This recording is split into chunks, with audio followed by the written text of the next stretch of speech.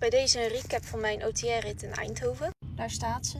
Ik wist dat het zwaar zou gaan worden, want het is een baan die echt alleen maar uit zand bestaat. Maar ik wist niet dat het zo zwaar zou gaan worden. Ik ben best wel vaak gevallen. Het op het moment dat ik dacht van, oh, ik word beter. Nee. Mocht je mij gezien hebben, dan was het waarschijnlijk wanneer ik op de grond lag. Maar er waren ook stukken dat het echt goed ging hoor. Alleen, ik moet gewoon nog wat ervaring hebben hierin. Mijn grootste nachtmerrie daarbij zijn die geulen. Zeg maar die sporen die iedereen maakt. Die waren heel diep. En ik weet dat je dan zeg maar risico hebt dat je... Oh kijk, daar is Superman. Wee. Maar je loopt dus het risico met die sporen dat je nogal hard valt. En dat gebeurde ook een paar keer. En bij die van een meter diep ben ik gestopt. Maar we hebben wel weer veel geleerd en plezier gehad. En hij ook.